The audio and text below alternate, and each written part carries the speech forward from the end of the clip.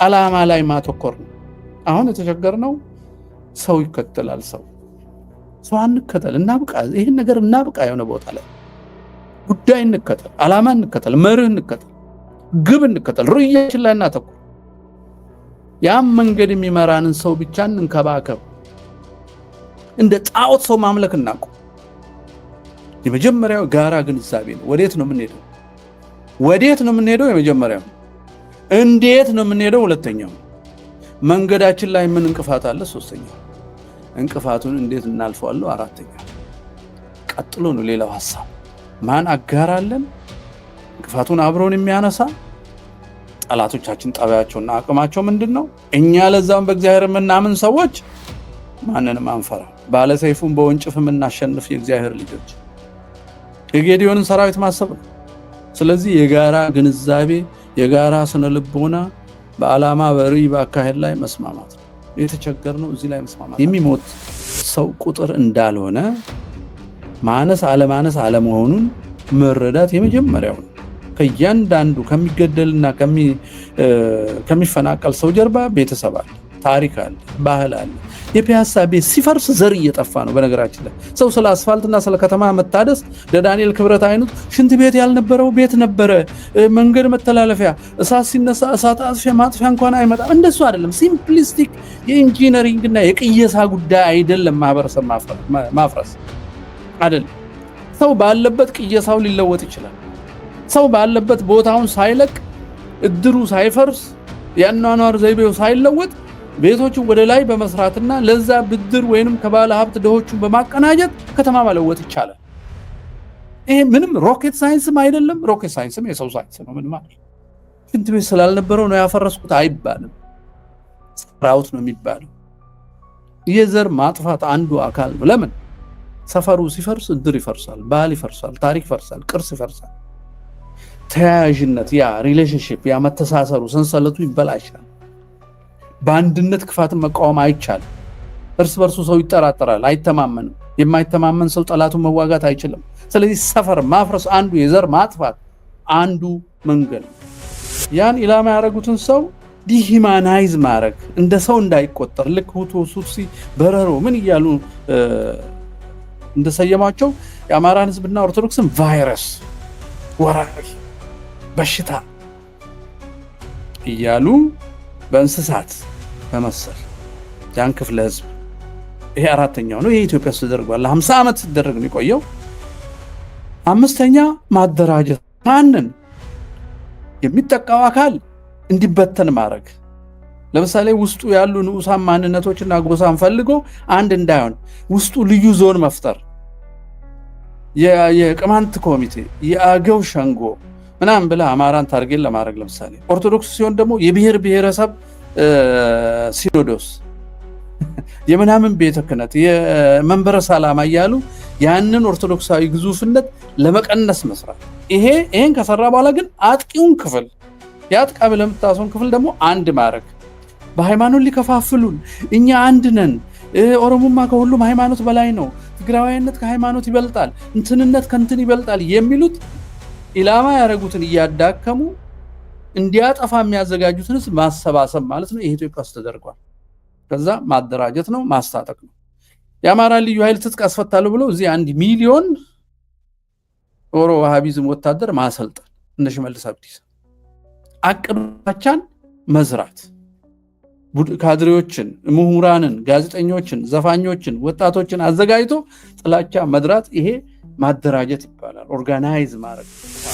ወይ ስለ ጳጳስ እንከራከራለን፣ ወይ ስለ ሰባኪ እንከራከራለን፣ ወይ ስለሆነ አርበኛ ጀግና እንከራከራለን። ጉዳይ ተከራክረን አናቅም። ኢምፒቲ ዕቃ ሆነን ሰው ስንከተል ነው የምንኖረው። የዘር ማጥፋት ሂደት፣ መንግስታዊ የዘር ማጥፋት ሂደት የሚገታው ጉዳይ ላይ ተስማምተን ሰው ማምለክ ስናቆም።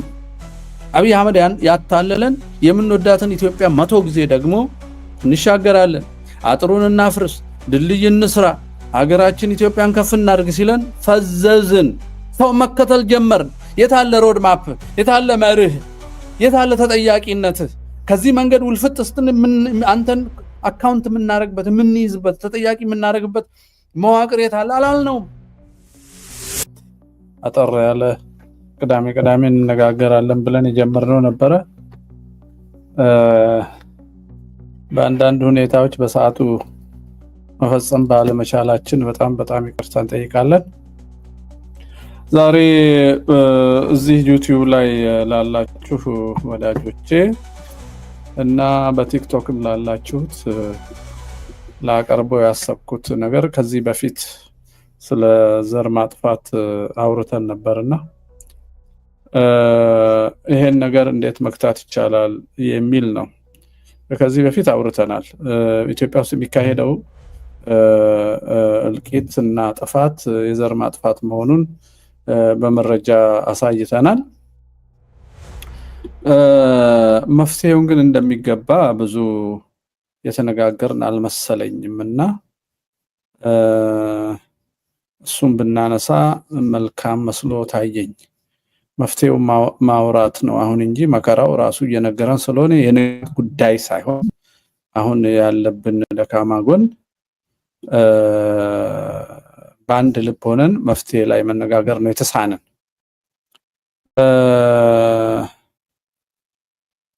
የሚችሉት በገባቸው መንገድ ጀምረዋል። የሚችሉትን እያረጉ ነው። ሌሎቹ ደግሞ ባለመግባባታቸው ሰዎችን ጥረት የሚያደርጉት ሰዎች በማሰናከል ቀጥለዋል። አንዳንዶቹ የሚያሰናክሉት ሳያውቁ ነው። ሰው ራሱን ከዘር ጥፋት ለመታደግ ህልውናውን ለማስቀጠል የጀመረውን ትግል የሚያሰናክሉ ሰዎች አንዳንዶቹ ሳያውቁ ነው። በእውነት ከነሱ የተሻለ የሚያስብ የሌለ ስለሚመስላቸው ሁሉን ነገር እኛ ካልተቆጣጠር ነው ካልመራ ነው ብለው እግዚአብሔር ለብዙዎቻችን የሰጠውን ጸጋ ለሰው ሺህ ጸጋ ሲዋጣ ነው ኮምፕሊት የሚሆነው የተሟላ እርስ በርሱ የሚመጋገብ የሚሆነው። ያንን እግዚአብሔር በአንድ ሰው ውስጥ ብቻ ሳይሆን በብዙ ሰዎች ውስጥ ያስቀመጠውን ጸጋ አዋተን ሙሉ ሆነን ክፎች ተባብረው እንደሚያጠፉን መልካሞች ተባብረን ክፉትን እንዳናረግ አይ እኔ ከሁሉ የተሻልኩ ነኝ፣ እኔ ነኝ ማቀው፣ እኔ ነኝ የምመራው፣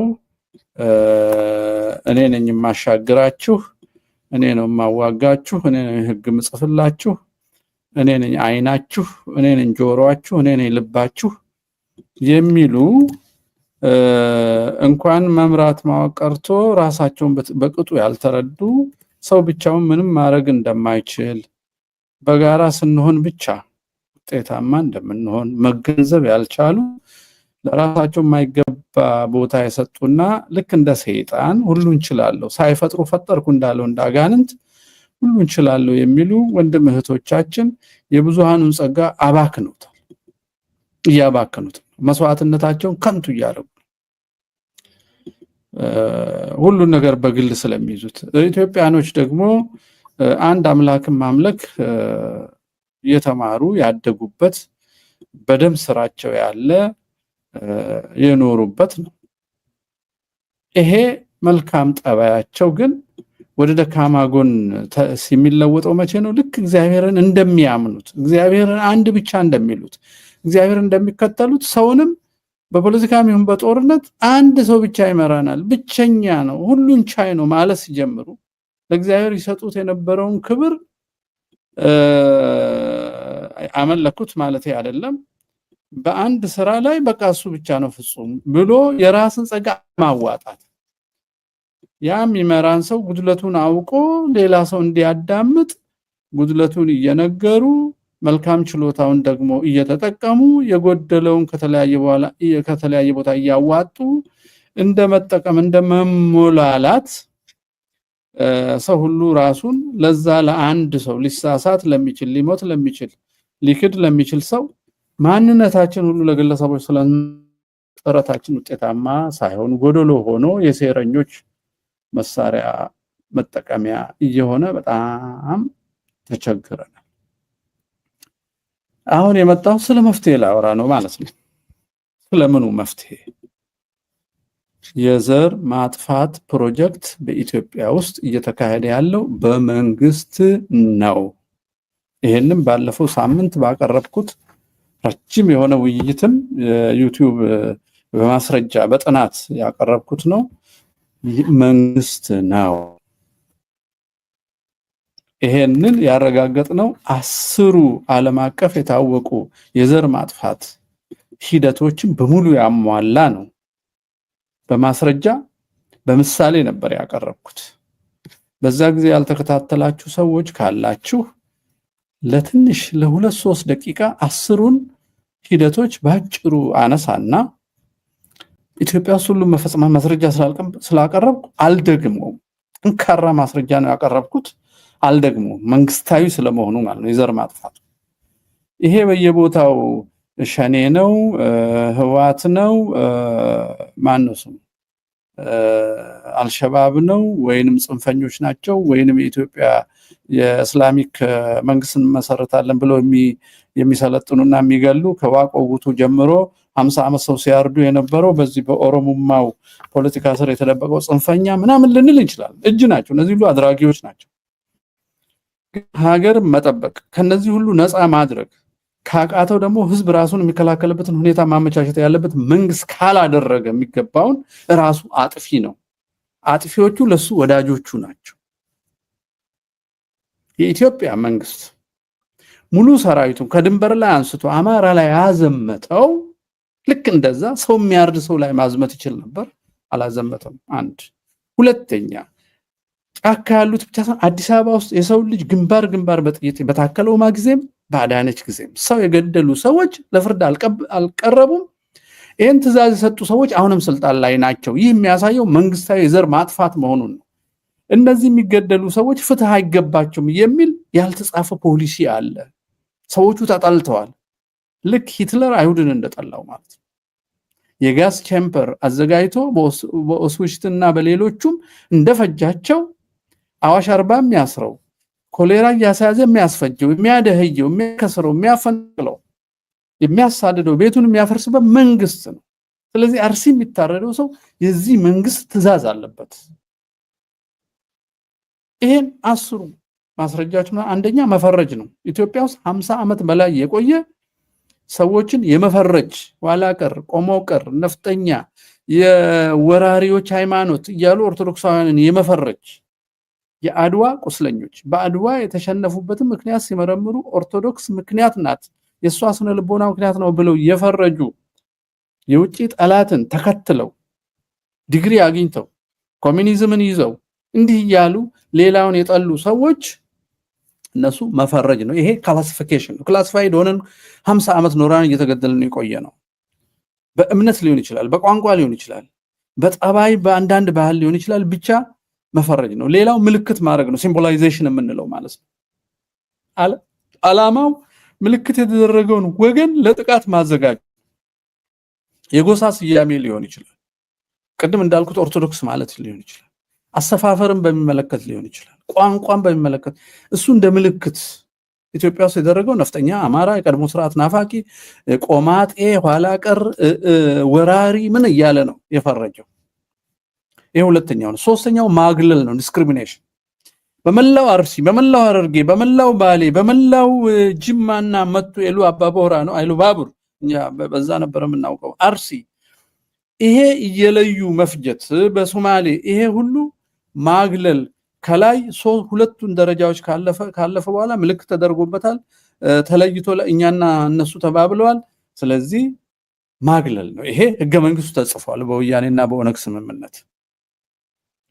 ታሪካዊ የተዛባ ግንኙነት የሚለው ኦርቶዶክስን ኢላማ ያደረገ ነበረ። ከዛ የሚመነጩ ልዩ ልዩ ድንጋጌዎች አሉ። ልክ አሁን በህገ መንግስታቸው ይሄ ክልል የእከሌ ብሔረሰብ ነው ሌላው መኖር ይችላል ብሎ አይችልም በሚል ጊዜ ለመፍጀት እንዲመቸው የጻፈው ማለት ነው። ይሄ ማግለል ነው። ከስልጣን ማግለል፣ ከመረጃ ማግለል፣ ከኢኮኖሚ ማግለል፣ ከተለያዩ ተሳትፎች ማግለል፣ ከትምህርት ይዘት ማግለል፣ የባህል ማዕከላትን አቋቁሞ ከዛ ውስጥ ማግለል። እነዚህ ሁሉ የማግለል ሂደቶች ናቸው። ይሄ በኢትዮጵያ ተደርጓል። መጽሐፍትም ተጽፈዋል። አብይ አህመድ ስልጣን ከያዘ በኋላ ብቻ እንኳን ስንት መጽሐፎች ናቸው? በመጀመሪያ 3 ዓመት ብቻ ወደ 50 አርቲክል ወደ 10 ምናምን መጽሐፍት ተጽፈዋል።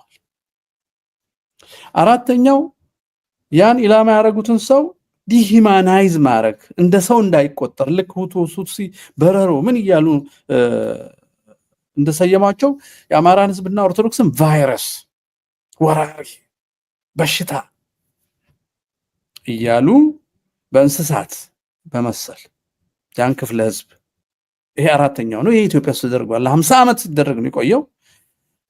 አምስተኛ ማደራጀት ማንን የሚጠቃው አካል እንዲበተን ማድረግ። ለምሳሌ ውስጡ ያሉ ንዑሳን ማንነቶችና ጎሳን ፈልጎ አንድ እንዳይሆን ውስጡ ልዩ ዞን መፍጠር፣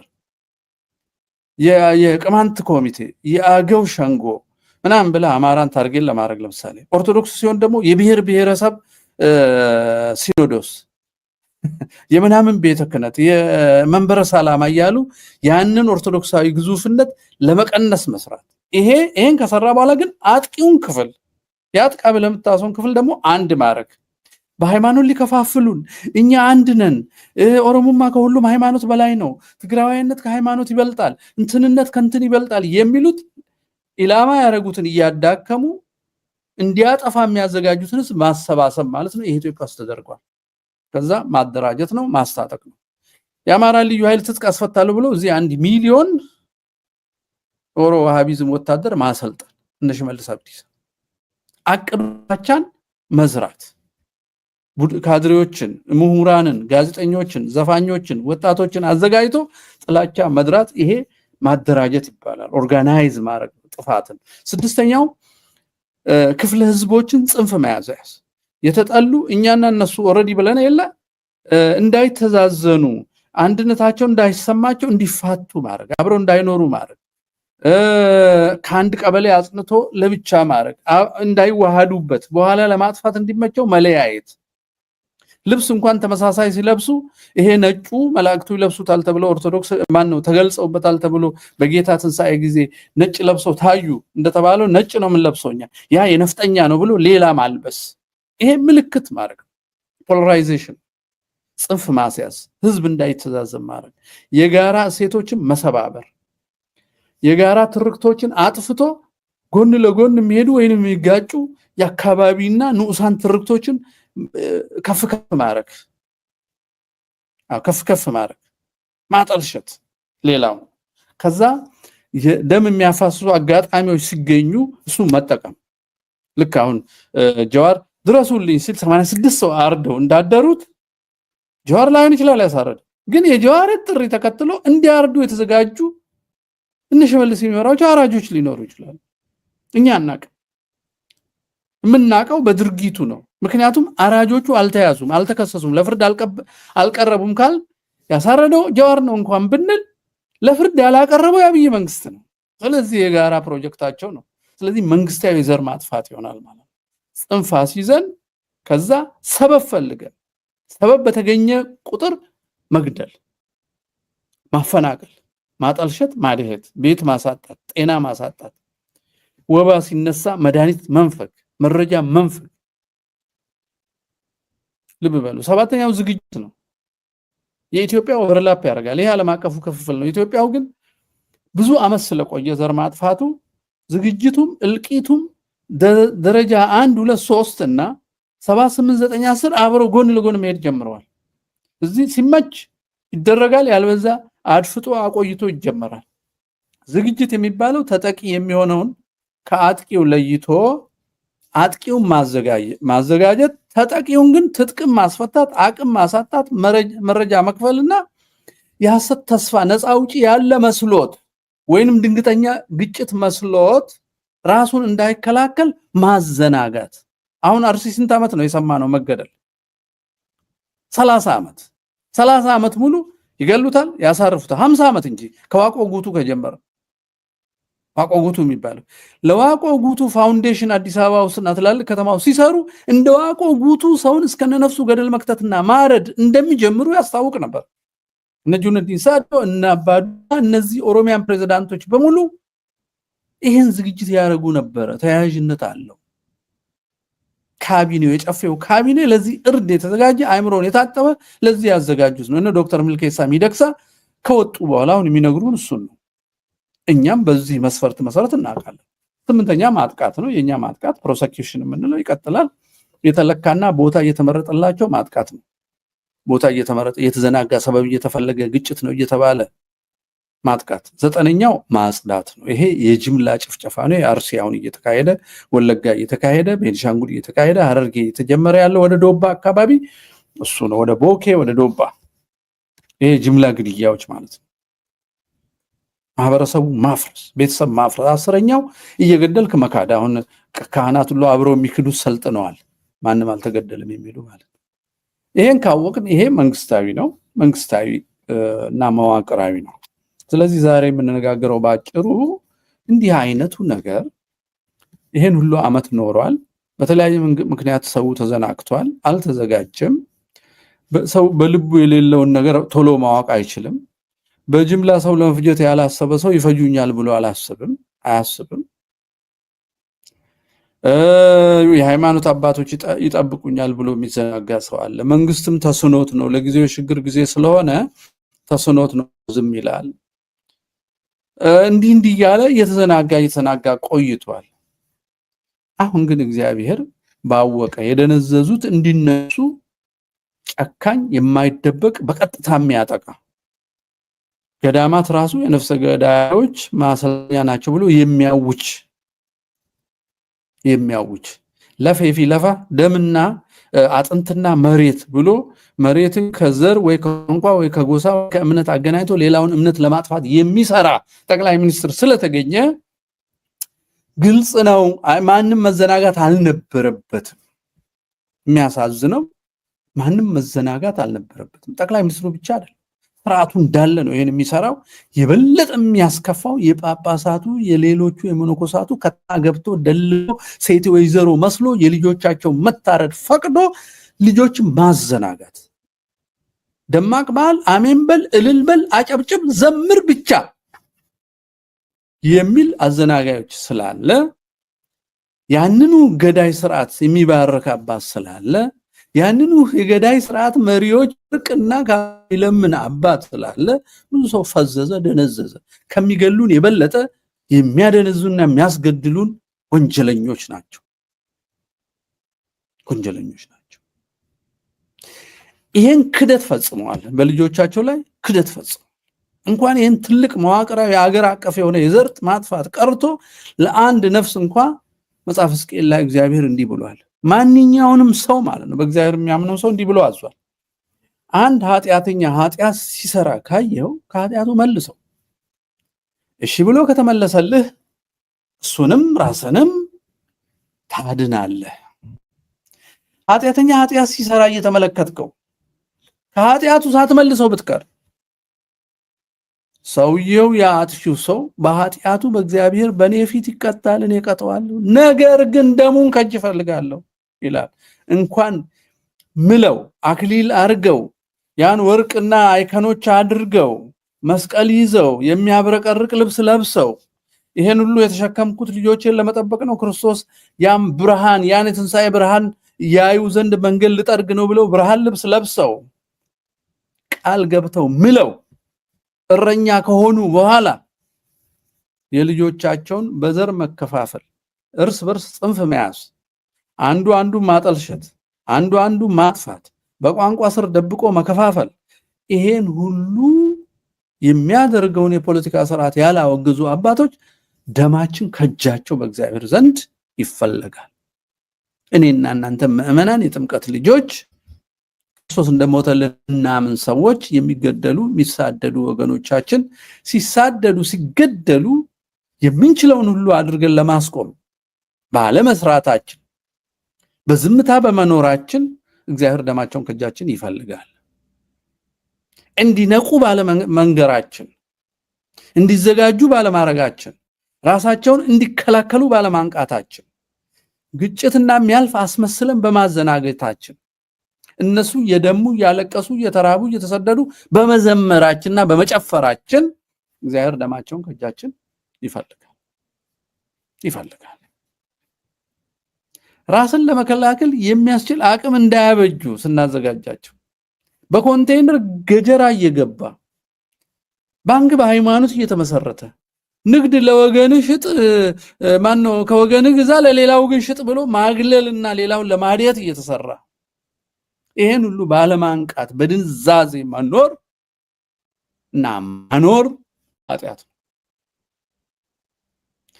ከቤተ ክርስቲያን ትውፊት አስተምሮና ተልእኮ አንጻር ሳንመላለስ ቀርተን ሰውን በማደንዘዛችን ሰው ጠላቱን ሁሉ አምኖ ጠላቱን አቅፎ እንዲተኛ በማረጋችን መምህራን ተብዬዎች እረኛ ተብዬዎች ሰው እንዲያልቅ በማረጋችን ተጠያቂዎች እና ኦርቶዶክሳውያን የጥምቀት ልጆች ስለ መፍትሄ ነው የምናወራው። ሌሎቹም ህሊና ያላቸው የሌላ እምነት ሰዎች ካሉ የኛን የመፍትሄ ሐሳብ ተቀላቅለው ተቀብለው ከኛ ጋራ በዚህ ምድር ቢያንስ በስጋ መዳን ይችላሉ። የሰማዩ የግድ የተጠመቀ ያመነ ይድናል ስለሚል እሱን እኛ የምንሰጥ ምንነሳ አይደለም። እሱ የእግዚአብሔር ፈንታ ነው። እኛ የምናውቀው ያመነ የተጠመቀ ይድናል የሚለውን ነው። አሁን የምናወራው ያድል እንኳን እንዳይኖር በምድር የሚያጸዱን ካህናቶቻችን የሚጨርሱ የቆሎ ትምህርት ቤቶቻችንን ሁሉ በቦምብ የሚደበድቡ ገዳም ውስጥ 570 ሰው በአንድ ሳምንት የሚያርድ መንግስት ስልጣን ላይ አስቀምጠን ለዛ መንግስት ጠበቃ መሆን ኑና አብረን እንሞት ኑና ቀደሙን እንደዚህ አይነት ፉከራ አይሰራም። ይሄ ማስመሰል አይሰራም። እኔ አይደለም ቆብ ያረኩት ቆብ ሞቻለሁ ያለ ሰውዬ ማሳየት ነው ያለበት በተግባር። ይሄ ቲያትር የሆነ ቦታ ብልጠት የሆነ ቦታ ማቆም አለበት። የኢትዮጵያ ቤተክርስቲያን ካሁን በኋላ ብልጦች መሸከም አትችልም። ደም በስቶባታል። የውሸት ዘማሪ የውሸት ሰባኪ ዘራፍ በቅቷታል። ብዙ አመት መጫወቻ ሆናለች። የራሳቸውን ጳጳሳት እየፈረሙ የሚያስገድሉ የሚያሰድዱ ቱን ሁሉ አባ እያልን ቆይተናል። አይ ቲንክ አሁን አባት መሆን አለባችሁ። አለቀ በቃ። አባ ከተባልክ አባት ነው መሆን ያለብህ። ካድሬ አይደለም መሆን ያለብህ። ዘረኛ አይደለም መሆን ያለብህ። አለቀ። ስለዚህ መፍትሄ እነዚህን ሁሉ ከመረዳት ይጀምራል። መፍትሄ ከነዚህ ስለዚህ ስለ መፍትሄ ነው የምናወራው። መጀመሪያ ግን የዘር አጥፊዎችን ጠባይ ሰው ለዘር ማጥፋት ከሚዘጋጀው ከ10 ሂደቶች ውጪ በኢትዮጵያ የምናስተውላቸውን ትንሽ ነገሮች ላንሳ። ለምሳሌ አንድ ሰው ተነስቶ እኔ ተጨቁኜ ነበር ካለ እና ማን ጨቆነ ሲሉት ህዝብ ወይንም ቡድን ካረገ ያ ሰው ዘር የማጥፋት ዝንባሌና ዝግጅት ውስጥ ያለ በተደራጁ ፖለቲከኞች የሚመራ ሰው ነው። ተጨቁኜ ነበር እንዲህ ተብለን ነበር ልክ ሲል ሰውየው አንደኛ ከፍተኛ የበታችነት ስሜት ውስጥ ነው ያለው። ሁለተኛ የበታች አረጉኝ የሚላቸውን ሰዎች ለመበቀል ልቡ ዝግጁ አቅም አጥቶ እንጂ ልቡ ዝግጁ ነው። በጥላቻ መንፈስ ውስጥ ነው ያለው። የበታችነት ስሜት የሚሰማው ሰው ከዛ ለመውጣት ሲል የበታች አረጉኝ የሚሉትን ሰዎች ከአጠገቡ ማራቅና ማጥፋት ይፈልጋል። ለዛ ደግሞ የሞራልም የህግም የተጻፈ ስለሌለ ባንደበቱ ሁኔታውን ያመቻቻል። ለምሳሌ እጄን ቆረጡኝ ካለ የሆነ ሰው እሱ እኮ አልተቆረጠም ቆርጠውኝ ነበርም ካለ አሁን ያሉትን ሊቆርጥ ተዘጋጅቷል ማለት ነው። ጡቴ ተቆረጠ ካለ ጡት ሊቆርጥ ነው ማለት ነው። ይሄን እኮ ነው ያየነው። በአርሲ የጡት ቆረጣ ሐውልት ሰርቶ በጅጅጋ የማነው በወለጋ የደምቢ ዶሎ ዩኒቨርሲቲ ሴቶችን ደፍሮ ቆርጦ ገሎ የቀበራቸው ይሄ ስርዓት። ለዚህ ነው ሚስጥሩን የሚደብቀው የማያወጣው። ሴቶቹ ጡታቸው የተቆረጠን ተገደሉ ብዙ መረጃዎች ይወጡ። ደፍረዋቸው ገለዋቸው ማለት ቆራርጠው ነው የቀበሯቸው። ይሄ ነው መረጃው እየወጣ ያለው። ይሄንን ሊክዱ ይፈልጋሉ። 10ኛው የጄኖሳይድ ስቴፕ ውስጥ መካድ ስለሆነ ክደዋል። ራሱ ጠባዩ ነው፣ የጄኖሳይድ ጠባዩ ነው መካድ። ሌላው ገደሉን ካለ ሊገል ነው፣ ለመግደል። ነጠቁኝ፣ ንብረቴን ወሰዱብኝ፣ ወረሩኝ ካለ ሊወር ነው፣ ሊነጥቅ ነው። አደህዩኝ ካለ ሊያደህይ ነው። ታላቅ ነበርን ካለ ሊያሳንስ ነው። ተመልከቱ፣ ተቃራኒውን መስራት የፈለገውን ነው ሆኜ ነበር የሚለው ማንኛውም ዘር አጥፊ ማንኛውም ዘር አጥፊ የፈለጋችሁትን የጀርመንንም አጥኑ፣ የቱትሲና ሁቱንም አጥኑ፣ ሌሎቹንም አጥኑ። ኦቶማን ቱርክ ብቻ ነው እንደዛ ያላለው። ምክንያቱም ቴዎሎጂ እሱ የተጻፈለት በእነ መሐመድ ምንድነው ዓለም ሁሉ ላላ እስኪሆን ተጋደሏቸው ይላል። ስለዚህ ጠርገ መስፈር ሃይማኖትህ ነው። ተበድያለሁ ማለት አይገባም። እዚህ ምድር ላይ የኖር መብት የለህም የሚል ነገረ መለኮት የተመሰለ ትምህርት ስላለ መግደል ለአንተ ጀነት መግባት ነው። መግደልም መፍጠርም የማይችል አምላክ ማምለክን ይመሰክርብሃል። የሚችል ከሆነ አንተ ለምን ይልካል? ዘበኛ የሚፈልግ አምላክ ነው የምታመልከው። እነሱን ትተን አሁን ግን በፖለቲካ ሰው የሚጨርሱን ስናነሳ አንድ ሰው እንደ ፖለቲካ ተቋም እና ድርጅት እከሌ ንብረት ነጠቁኝ፣ መሬት ነጠቁኝ፣ ሀብት ነጠቁኝ፣ ባህል ነጠቁኝ፣ ታሪክ ነጠቁኝ ካለ ሊነጥቅ መዘጋጀቱን ማወቅ አለበት። ተነጠቅኩ ቢል ሰው ሊነጥቅ እየተዘጋጀ ነው። በፖለቲካ ደረጃ ትልቅ ነበርን ካለ ሊያሳንስ ነው። ተክደን ነበር ካለ ሊክድህ ነው። ስለዚህ ከዚህ ነው የሚነሳው ዝግጅት ማለት ነው። ራስን መከላከልና ራሳችንን እንዴት እንከላከል የሚለውን ነው። ከዚህ በፊት ባለው ቪዲዮ ላይ ግንዛቤ ብዬ ነበር የጀመርኩት። እዚህ ይላችሁ ዘር ማጥፋት ማለት የሚሞት ቁጥር ማለት አይደለም። የሚሞተው ሰው መለየቱ ነው። ሐሳቡ ራሱ ዘር ማጥፋት ስለሆነ መለየቱ፣ መፈረጁ፣ መሰየሙ ራሱ ዘር ማጥፋት ነው። ራሱ ትርክቱ ዘር ማጥፋት የዛን ሰው ባህል፣ ታሪክ፣ እምነት፣ አኗኗር፣ አሰፋፈር ልስለውጥ ነው ማለት ነው። ለዚህ ነው እነ ለማ መገርሳ የከተማ ፖለቲካ ምን እየሰራችሁ ነው ብሎ አንዱ ሲጠይቀው ዲሞግራፊ እየቀየርን ነው እንቀይራለን እያሉ ያወሩት ማለት ነው። እነ ታከለ ኡማ አዲስ አበባ ውስጥ 5 ሚሊዮን ሌላ ሰው አስገብተናል ብለው በኩራት ለጓደኞቻቸው የሚያወሩት ማለት ነው። 4 ሚሊዮን የነበረውን ሰው 5 ጨምረን 11 አድርገናል። ሰው ለማጨራረስ ስንፈልግ የበለጠውን ጨራሽ እናመጣለን አይነት ነውር የማይቀፋቸው ሰዎች ናቸው እየመሩን ያሉት። ስለዚህ የመንግስታዊ ዘር ማጥፋት ነው የመጀመሪያው።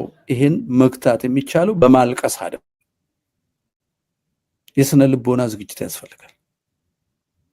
የዘር ማጥፋት የሚሞት ሰው ቁጥር እንዳልሆነ ማነስ አለመሆኑን መረዳት የመጀመሪያው ነው። ከእያንዳንዱ ከሚገደልና ከሚፈናቀል ሰው ጀርባ ቤተሰብ አለ፣ ታሪክ አለ፣ ባህል አለ።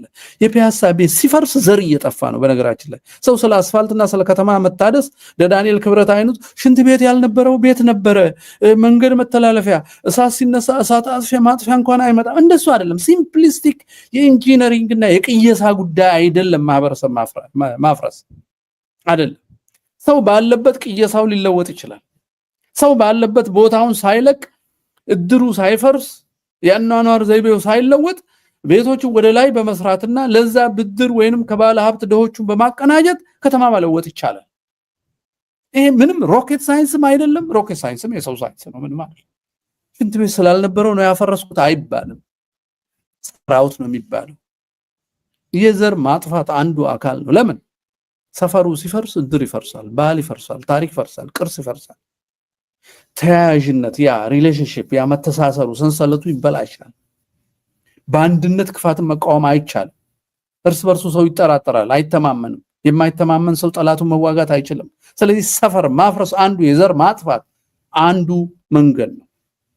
ታሪክ ይወድማል፣ ባህል ይወድማል፣ ሃይማኖትና ማህበራዊ ትስስር ይፈርሳል። ዘር ማጥፋት ዝም ብሎ ሰው መግደል ብቻ አይደለም። ስለዚህ ይሄንን መረዳት ዘር ማጥፋት ነው፣ መንግስታዊ ዘር ማጥፋት ነው። ሁለተኛው የጋራ ግንዛቤ ወሳኝነት ነው። አሁን የተቸገርነው አሁን የአማራ ትግል ስታዩ ህልውና ነው። ተከበቡ። በዚህ የማያቆም ሆነ እልቂቱ በትርክትም በኢኮኖሚም በአካልም መግደል ጀመሩ። ራሴን ላድን ብሎ ወጣ። ራስን ማዳን ውይይት አይፈልግም። ራስን ማዳን ፍልስፍና አይፈልግም። ራስን ማዳን የፖለቲካ መራቀቅ አያስፈልግም። ራስን ማዳን መወራጨት ነው፣ ተፈጥሯዊ ነው። የሚያሳዝነው ግን እዚህ መወራጨት ውስጥ የግል ፍትወታቸውን የሚከታተሉ ወይ ለጠላት የተገዙ ሰዎች ገብተው ራሳቸውን ሊያስመልኩ ጎጥ ይሰበስባሉ። በጎጥ ላይ ሊነክሱና በዛ ተንሳፈው ሁሉንም ሊውጡ። ስለዚህ የዘር ማጥፋትን ሂደት መከላከል የሚፈልግ ሰው የሚያመልከው ሰው መኖር የለበትም። ዓላማውን ብቻ ነው ከተላ ያለበት። ሰውን የሚያከብረው ያን ዓላማ እንደሚያሳካለት እግዚአብሔር ልዩ ጸጋ ከሰጠው ያን ተንከባክቦ መከተል ነው። ወልፈት ሲል ወደዛ አድርጎ መሄድ ነው ወደ ዓላማው። ሌላ ሰው ይተካል። ዓላማ ላይ ማተኮር ነው። አሁን የተቸገርነው ሰው ይከተላል። ሰው አንከተል፣ እናብቃ። ይሄን ነገር እናብቃ። የሆነ ቦታ ላይ ጉዳይ እንከተል፣ ዓላማ እንከተል፣ መርህ እንከተል፣ ግብ እንከተል፣ ሩያችን ላይ እናተኩር። ያም መንገድ የሚመራንን ሰው ብቻ እንንከባከብ። እንደ ጣዖት ሰው ማምለክ እናቁ። የመጀመሪያው ጋራ ግንዛቤ ነው። ወዴት ነው የምንሄደው? የመጀመሪያው ነው። እንዴት ነው የምንሄደው? ሁለተኛው ነው። መንገዳችን ላይ ምን እንቅፋት አለ? ሶስተኛው ነው። እንቅፋቱን እንዴት እናልፈዋለን? አራተኛው ነው። ቀጥሎ ነው ሌላው ሐሳብ። ማን አጋራለን?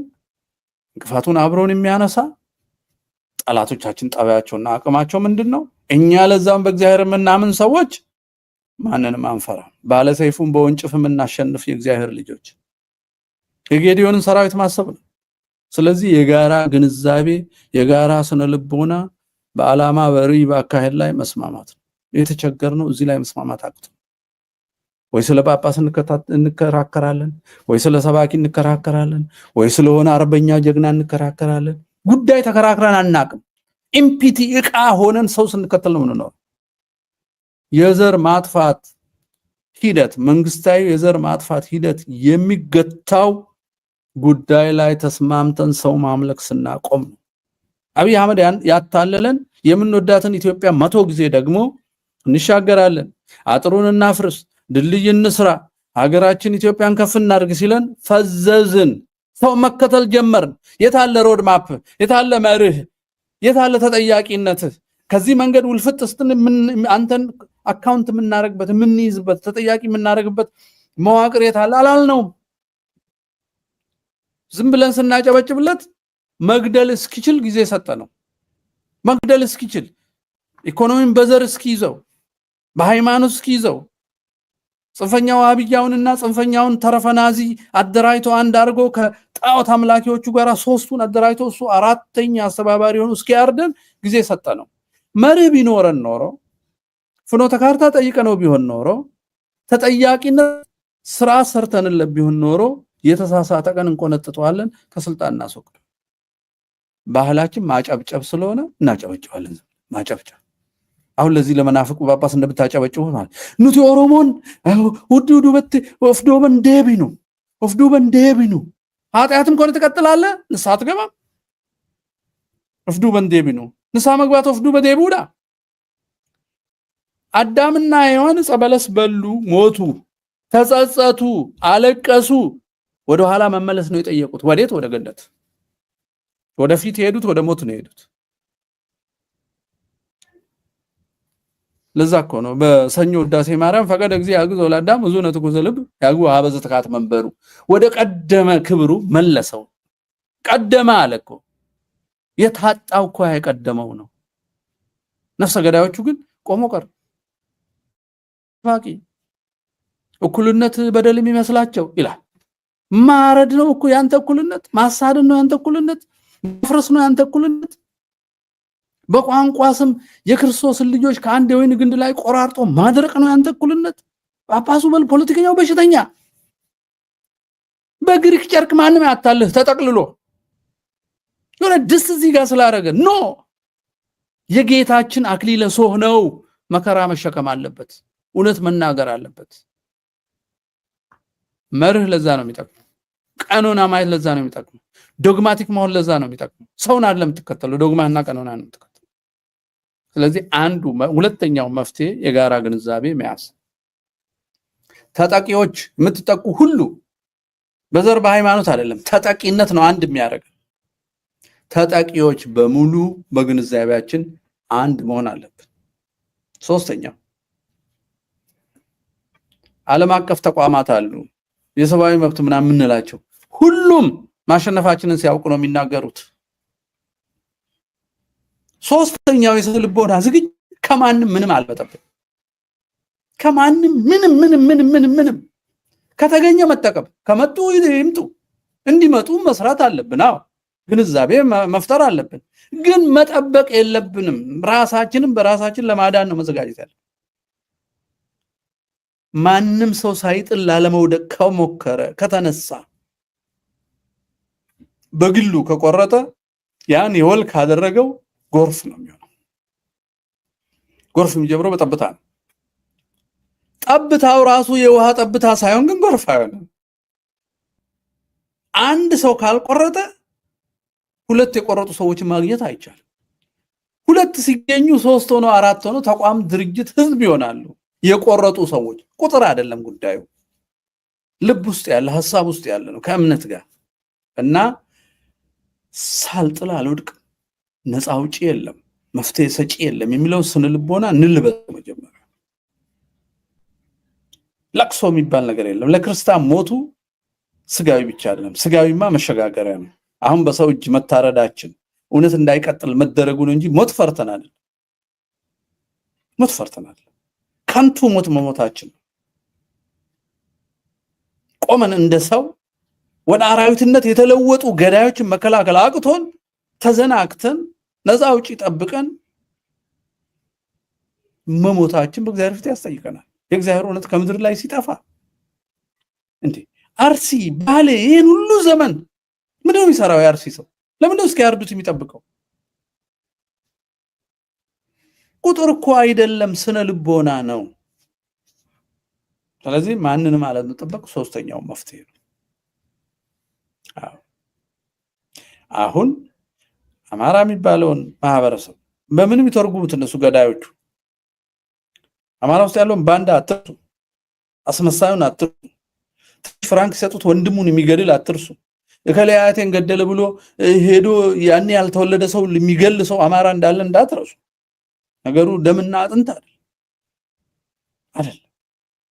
የአማራና የኦርቶዶክስ ዘር ማጥፋት ፈጽሞ መደበቅ የማይቻልበት ደረጃ ላይ ስለተደረሰ ፈጽሞ መደበቅ አይቻልም። ባለፈው በማስረጃ ስላቀረብ በተለይ ዩሮፒያን ካውንስል፣ ምክንያቱም እነዛ የሚጠሉን ሰዎች እንኳን ሲመሰክሩ ምስክርነት የጠላት ምስክርነት ታላቅ ነው ይባላል። እውነት ነው።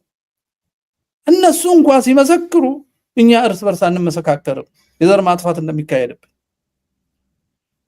ሴንተር ፎር ምንድነው ኢሲኤልጄ ሴንተር ዩሮፒያን ሴንተር ፎር ሎ ኤንድ ጀስቲስ አዘጋጅቶ ለዩኤን ይሄ የጄኖሳይድ ፕሪቨንሽን ኮሚቴ ያቀረበውን አይታችሁ ከሆነ እኛ እንኳን ለራሳችን ያልመሰከርነው ደንዝዘን ግጭት ነው እያልን ስናወራ ስንት ዓመት ሙሶሎኒ እንዲያጠፋን በመርዝ ጭስ ሲረጭብን በሊግ ኦፍ ኔሽን ላይ እኛም ላይ ማዕቀብ ያደረጉ ሰዎች የኛም መጥፋት ሲጠብቁ የነበሩ ሰዎች የበርሊን ኮንፈረንሳቸውን አፍርሰን ያዋረናቸው ሰዎች እንኳን ከብዷቸው የኛ እልቂት ዘር ማጥፋት ነው ብለው ያቀርበዋል። የኔ ቄስ የኔ ወንድም የኔ ነው እንዴ ጠፋን እንዴ ለገና መነታል። እንደዚህ አይደረግም። እየጠፋን ቤተሰቦቻችን አልጠፉ። የግድና ያንተ የግል እናት መሆን አለባት። አርሲ የሚታረደው ሰው፣ ሐረርጌ ያለቀው ሰው፣ ባሌ የሚጨፈጨፈው ሰው፣ ቤኒሻንጉል በቡልዶዘር ዘር የሚቀበል ሰው እያንዳንዳችን የግድ የስጋ ዘመድ መሆን አለበት። ምን አይነት አዚም ነው? ስለዚህ ይሄም በደል በስሙ መጥራት መጀመር ሌላው መፍትሄ ነው። መንግስታዊ የዘር ማጥፋት የማን ዘር? የአማራና የኦርቶዶክስ ዘር። ኦርቶዶክስ የሆነውን ኦሮሞውንም፣ ጉራጌውንም፣ ዶርዜውንም፣ ወላይታውንም ማንንም መንግስታዊ የዘር ማጥፋት ፕሮጀክት በፍጥነት ኢትዮጵያ ውስጥ ተስፋፍተው ቀጥሏል። በዚህ ቋንቋ እንስማማ። መጀመሪያ በዚህ የሚያመነታ ሰው ስለ ሰው ሞት ሳይሆን አካዳሚክ ኤክሰርሳይዝ እያደረገ ያለ ሰው ነው የሚመስለኝ። forget it ተወሱ። እኛም በተግባር እናውራ። በተግባር ሰው እየጠፋ። ስለዚህ ህዝቡ በያለበት ይህም መንግስት ባለመታዘዝ እና ራስን በመከላከል መረብ ወይንም ኔትወርክ ትይይስ እሱን ማድረግ መጀመር አለበት። በሚቻልበት ቦታ በግልጽ ዘራይቶ በማይቻልበት ቦታ በሚስጥር ተነጋግሮ ኔትወርክ ዘርግቶ አጥቂዎቹን ለይቶ ኢላማ አድርጎ ማድረግ የሚችለውን ሁሉ ማድረግ ነው። መንግስት ሲኖር አንድ ሰው ሲበድልህ ሄደ አቤት ትልና ፖሊስ መጥቶልሃል፣ ፍትህ ያሰፍናል። መንግስት ራሱ የሚገልህ ሆነ 5 ዓመት ሙሉ ያረደ አንድም ቀን ፍትህ ያልሰጠህ መንግስት የምትጠብቅ ከሆነ አንተ ድንጋይ ነህ እንጂ ሰው አይደለህም። ድንጋይ ብቻ ነው አንድ ቦታ ተቀምጦ ሳያስብ የሚቀመጠው። 8 ዓመት ሙሉ ያረደ ፍትህ የማይሰጥ እያፈናቀለ መልሶ የማያቋቁም የበደሉን ሰዎች ከስልጣን የማያስወግድ የኦሮሚያ ሙሉ ካቢኔ ሲያርድ አንዳቸውም አልተቀየሩ። የሚታረደው የአማራ ክልል 6 ነው 5 ነው የቀየሩት። የሚያሳርድ እየፈለጉ ማዘናጊያ ሽባውን እየፈለጉ ድሮውንም ተዛምደው በሚስጥር ሌላ ቦታ ሰልጥነው የህዝቡን ቋንቋ እየተናገሩ ህዝቡን የሚያሳርዱ። ኦርቶዶክስ ውስጥም እንደዚሁ የሚያሳርድ ጳጳስ ከድሮ ጀምሮ ሾመው አሁን ሲጋለጥ ወጥቶ ዘራፍ ይላል።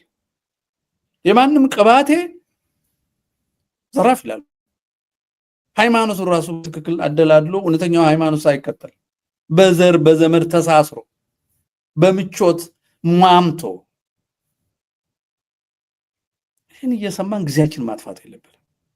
ጥቃት የሚፈጸምበት ወገን በአጥቂ መሪዎች ስር ተንበርክኮ መኖር የለበትም። አልታዘዝም፣ በሚችለው መንገድ ሁሉ አልታዘዝም ወደሚል መሄድ አለበት።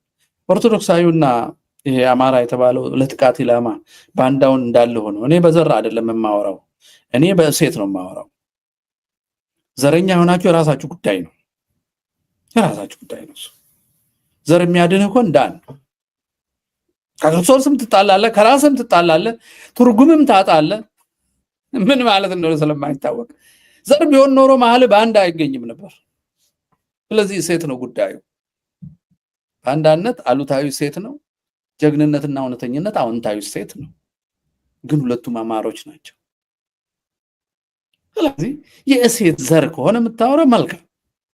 ስለዚህ አማርኛ ሳይነገር አማራ አለ ማለት ነው። በእሴት ከተስማማ ሌላ ስም ልሰጠው ትችላለህ። አይ ዶንት ኬር። ሰባዊነቱ፣ እምነቱ፣ ፈሪሃ እግዚአብሔሩ፣ ባለ ሀገርነቱ፣ ጀግንነቱ ይሄ ሁሉ ነው። ስለዚህ በእሴትህ በደንብ ተስማምተህ ግለሰብ መከተል አቁመ ጉዳይ ተከትለ ወደ ግብህ ተጓዝ። ሌላው ኦርቶዶክሳዊን የዚህ ሞት፣ የመፈናቀል፣ ማደት፣ ግብር መጨመር፣ ስም ማጥፋት እነዚህን ዕለት እየመዘገቡ ወደ አንድ ቦታ መላክ። ከዚህ በፊትም ብየዋለሁ። እያለቀሱ መቅበር አይደለም፣ የተደረገውን በዝርዝር ለምሳሌ ዛሬ ሰው ቤቱ ከፈረሰ ግብር ኃይሉን የመራ ሰውዬ ማን ነው? ከተቻለ ፎቶውን መያዝ።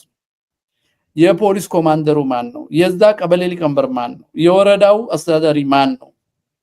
የክልሉ ፕሬዝዳንት ማን ነው?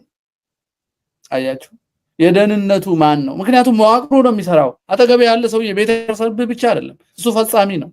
መዋቅሩ ነው የሚያስፈጽመው። ስለዚህ መዋቅሩ ላይ ያሉትን ሰዎች እስከነስማቸው እስከነፎታቸውና እስከሰራው ግፍ ከቀን ጋር ጽፎ ወደ አንድ ማዕከል መላክ ነው። እኔ ፈቃደኛ ሆኛለሁ። በትልቁ ሰብስቦ መልሶ እውነቱን ማውጣት ፈቃደኛ ነኝ። በፈለጋችሁት የኔ ኦንላይን ስለሆነ መላክ ትችላላችሁ። ስለዚህ ሞትና መፈናቀል የሚያስተባብሩ ሰዎችን መመዝገብ፣ ፎቶአቸውን መላክ፣ መቼ እንዳጠፉ ይሄን ሁሉ ማሰራጨት፣ እውነታችንን ለዓለም መግለጥ፣ እርስ በርሳችን አንዱ አንዱን ስነልቦና ማጠናከር፣ ሐሰተኞችን ማሳፈር እንዳሰፋ ጃለታ፣ መሐመድ ሐሰን፣ አባሳጅ ገነሞ፣ እስቄል ጋቢሳ ምናምን ይሄ ዝም ብሎ ሀገር ይፍረስ እያለ ዘራፍ የሚለውን ሁሉ በደንብ አድርገው የሚናገሩትን ምላሽ እየሰጡ ማሳፈር፣ ባዶ ትርክታቸውን ሜዳ ላይ ጥል መጣል፣ ከኪሳቸው እያወጡ እንደ ሳይንቲስት እኛ የጠሉን ሌላ ሳይንቲስት ተብዬዎች ሪቪው እያስደረጉ ጆርናል የሚያሳትሙትን ሰዎች ማጋለጥ። የስልሳዎቹ የኛ ምሁራን እንደሆነ ነገር ዓለሙ ጠፍቶባቸዋል። አሁንም ስለ ዘር ፌዴሬሽን መቀጠል የሚከራከሩ ሽበታ ያላቸው ሰዎች አይቻሉ፣ ፕሮፌሰሮች። ዚስ ሼም ነውር ነው። ይሄን ካረግን ራሳችንን ነፃ እናወጣለን የሚል እምነት አለኝ በእኔ በኩል። ለጊዜው ይሄን ለማለት ነው የመጣሁት። ለዛሬ ይበቃኛል። አመሰግናለሁ።